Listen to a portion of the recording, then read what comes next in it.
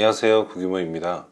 이번 시간에는 디지털 설문지 제작이라는 주제로 말씀을 드리도록 하겠습니다. 저희가 저번에 배웠던 구글 드라이브 내에 디지털 설문지 제작 기능이 있는데요. 그 기능을 토대로 설문지 제작을 한번 해보도록 하겠습니다. 자, 우선 설문지에 대해서 이해하실 필요가 있는데요. 설문지는 크게 세 가지로 분류가 됩니다. 첫 번째는 만들어지는 설문지입니다. 그래서 제작을 하는 설문지가 있고요. 두 번째는 그 만들어진 설문지가 외부에 오픈되는 형태, 그러니까 설문지를 받아보는 분들이 확인하는 설문지가 있습니다. 그리고 마지막 세 번째는 설문지를 받은 분들이 설문지 작성을 끝내고 설문지를 발송하면 그 설문지에 대한 데이터가 저장되는 설문지까지 총 세 가지라고 보시면 되겠습니다. 자, 그러면 화면을 보면서 한번 알아보도록 하겠습니다. 자, 우선 새로 만들기를 누르시고 더보기에 마우스를 가져다 대시면 이렇게 설문지가 나옵니다. 설문지를 선택하시면 새 탭이 열리면서 설문지가 만들어집니다.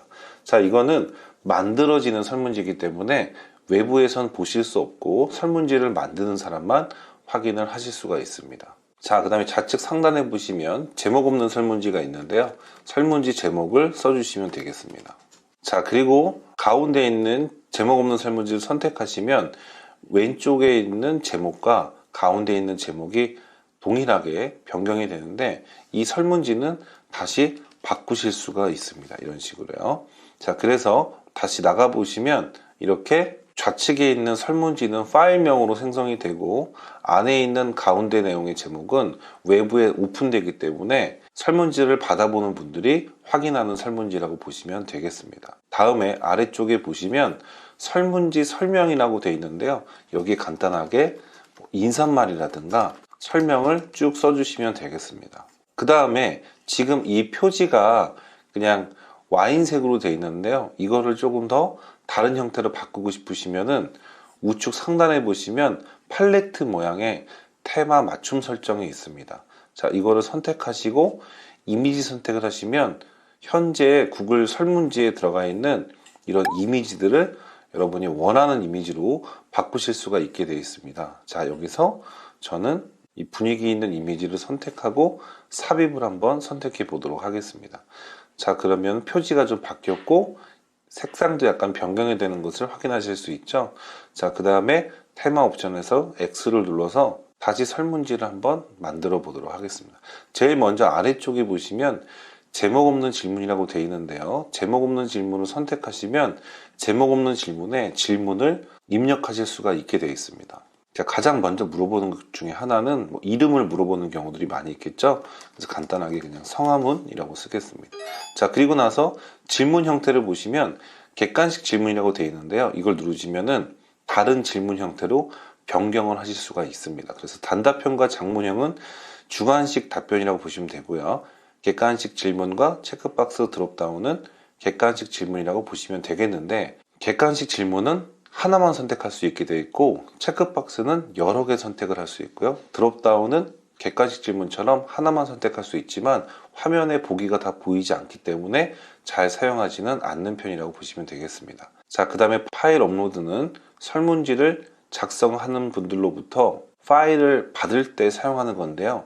이 파일 업로드는 설문지를 작성하는 분들이 구글 계정에 로그인 하실 수 있어야지만 사용하실 수 있기 때문에 많은 분들한테 받을 때는 잘 사용하지 않는 질문이라고 보시면 되겠습니다. 직성 단계는 만족도 조사를 할 때 많이 쓰고요. 객관식 그리드는 객관식 질문을 가로 세로로 쓸 때 사용하고 체크박스 그리드는 체크박스를 가로 세로로 쓸 때 사용합니다. 자, 그리고 날짜와 시간 같은 경우는 상담 신청이나 교육 신청에 대한 시간을 만들 때 쓰는 거기 때문에 경우에 따라서 여러분들이 사용하시면 되겠습니다. 자, 이름은 단답형으로 받으면 되겠죠. 그래서 단답형으로 바꾸면 이렇게 형태가 변경이 됩니다. 자, 그 다음에 그 아래쪽에 보시면은 복사하면은 이렇게 문항이 두 개가 되고요. 휴지통을 누르면 삭제가 됩니다. 자, 그리고 필수를 오른쪽으로 이렇게 이동하시면 이 질문에 대해서 답변을 하지 않으면 설문지가 완료가 되지 않기 때문에 꼭 받아야 되는 문항이라면 필수를 켜주시면 되겠습니다. 자, 그 다음에 문항을 더 늘리기 위해서는 우측에 여기 플러스 버튼 보이실 겁니다. 이 플러스 버튼 질문 추가를 누르시면 아래쪽에 질문이 추가가 됩니다.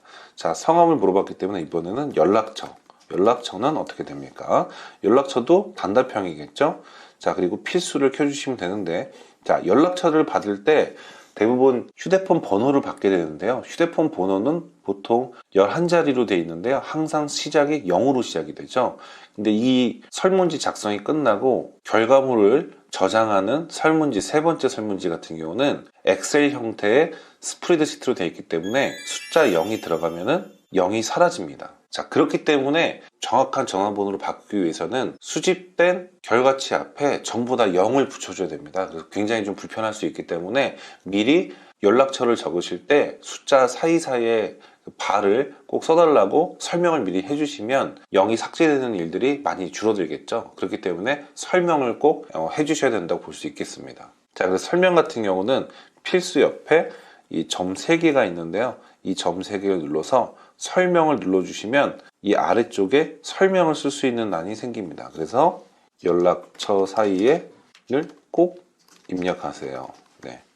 예를 들면 010-0000 자, 이렇게 입력해 주시면은 많은 분들이 이 사이에다가 이걸 써주시겠죠? 네. 자, 이렇게 하시고 다시 플러스 버튼을 눌러서 질문을 추가하도록 하겠습니다. 자, 이번에는 성별은 자, 성별 같은 경우는 주관식보다는 객관식으로 하는 게 좋습니다. 자, 객관식을 가능하면 많이 받는 게 좋은 이유는 쌓이는 설문지 자체가 엑셀 형태, 그러니까 스프레드시트로 저장되기 때문에 나중에 결과치를 갖고 우리가 통계를 내거나 어떤 환산을 할 때 엑셀에 있는, 그러니까 스프레드시트에 있는 필터 기능을 자주 사용하게 됩니다.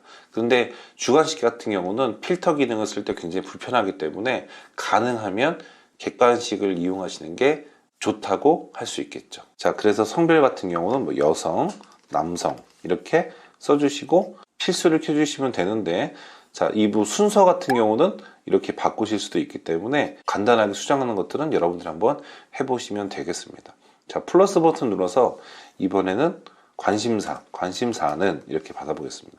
자, 그런데 관심사 같은 경우는 한두 개가 아니고 여러 가지가 될 가능성이 있겠죠. 자, 그럴 경우에는 체크박스를 선택해서 여러 개를 선택할 수 있게 해주는 게 좋겠죠. 자, 그래서 구글 드라이브, 구글 캘린더, 구글 포토, 자, 이렇게 세 가지 정도 하신 다음에 혹시 여기에 있지 않은 게 또 있을 수 있기 때문에 이럴 경우에는 기타 추가를 선택해 주시면 여기 있지 않은 항목 같은 경우는 기타 추가를 체크하고 더 입력이 가능하다고 보시면 되겠습니다. 필수를 켜주시면 되는데, 자, 많은 분들이 이렇게 그냥 설명 없이 해놓으면요, 거의 대부분의 분들이 하나만 선택을 하십니다.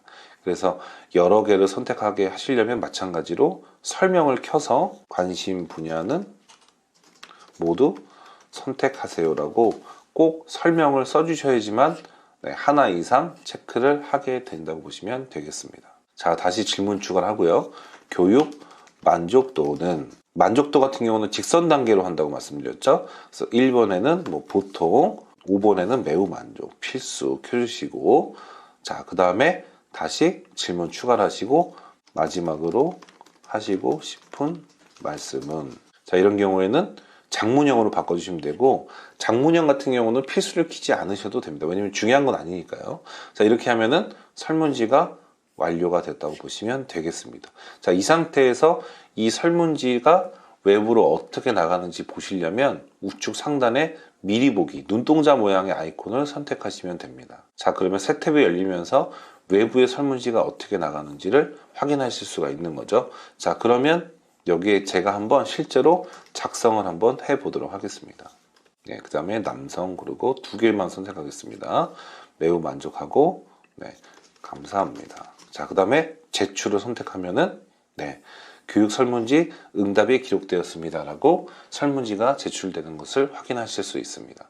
자, 그래서 이 탭을 닫으시고 다시 원래 탭으로 돌아오시면 변화가 생겼죠. 자, 여기 보시면 질문 옆에 응답에 1이라고 체크된 모습을 보실 수 있습니다. 여기서 응답을 선택하시면 실제로 이렇게 응답된 화면을 확인하실 수가 있게 되어 있죠. 자, 그런데 이게 한두 개 정도는 보시는데 큰 무리가 없지만 이 데이터가 많아지면은 보기에는 좋지만 이 데이터를 갖고 다른 곳에 응용하기가 좀 어렵습니다. 자, 그렇기 때문에 여기 녹색 버튼 스프레드시트 만들기를 누르시고 만들기를 누르시면 탭이 하나 열리면서 지금 기록된 게 스프레드시트, 그러니까 엑셀 형태의 스프레드시트에 저장되는 것을 확인하실 수 있습니다. 여기 쭉 쌓이면 여기서 데이터를 눌러서 필터를 만들고 필터링을 통해서 여러분이 원하는 데이터를 조금 더 빠른 속도로 찾아보실 수가 있겠죠. 그런데 이렇게 응답 보기에 계속 데이터가 기록되면 언제든지 확인할 수 있지만 언제 설문지가 기록되었는지를 바로바로 확인하는 건 좀 어렵겠죠. 그래서 시간이 날 때마다 이렇게 응답의 스프레드시트에 접속해서 확인하는 거는 좀 불편할 수 있습니다. 그래서 응답이 설문지가 새로 들어올 때마다 바로바로 확인할 수 있는 방법을 한번 알려드리도록 하겠습니다. 자, 그 방법은 도구를 누르시고 알림 규칙을 선택하시면 되겠습니다. 자, 그 다음에 사용자가 설문지를 제출한 경우 이메일로 수시로, 그리고 저장을 누르시고 완료를 누르시면 이 다음부터는 제가 만든 설문지에 답변을 할 때마다 설문이 제출될 때마다 이메일로, 제가 사용하는 지메일로 알림 메일을 보내준다고 보시면 되겠습니다. 자, 이렇게 설문지를 다 만들어 봤는데요. 저희가 만든 설문지와 설문지의 제출을 통해서 데이터가 쌓이는 설문지까지 알아봤는데, 자, 그럼 내보내는 설문지를 미리 보기 형태로만 볼 수 있는 게 아니고 이걸 보내기를 통해서 다른 분들한테 보낼 수 있는 방법에 대해서 한번 알아보도록 하겠습니다. 자, 보내는 방법은 아주 친절하게도 보내기라고 써 있습니다. 그래서 보내기를 누르시고 세 가지 형태로 보낼 수가 있는데, 첫 번째는 이메일로 보내는 방법이 있고요. 두 번째는 이 URL로 보낼 수 있는 방법이 있고, 세 번째는 URL처럼 생겼지만 삽입된 HTML로 되어 있습니다. 그래서 이거는 홈페이지나 설치형 블로그에 HTML 형태로 붙일 때 사용하는 주소라고 보시면 되고, 저희는 대부분 이 가운데 걸 써서 뭐 카카오톡이나 문자 메시지 혹은 SNS에 공유해서 많은 분들이 이 설문지에 접속할 수 있도록 하면 되겠습니다. 자, 그 외에도 이 톱니바퀴를 눌러서 이렇게 뒤에 확인 메시지를 바꾸실 수도 있고요. 퀴즈 형태로 바꿔서 점수를 지정해서 설문지를 만드실 수도 있고요. 자, 여기 보시면 이렇게 눌러서 답변을 기준으로 섹션 이동해서 동일한 문제와 그 다음에 각각의 문제로 분류를 해서 들어오는 분들, 처음 들어온 분들, 아니면 기존의 회원들, 이런 식으로 나눠서 섹션을 나누고 그 섹션에 맞는 문제를 만들어서 조금 문제를 풍성하게 만들 수 있는 그런 방법들도 여러분들이 간단하게 해보시면서 쉽게 스스로 배우실 수 있을 거라고 생각이 듭니다. 자, 이번 시간에 여기서 마치겠습니다.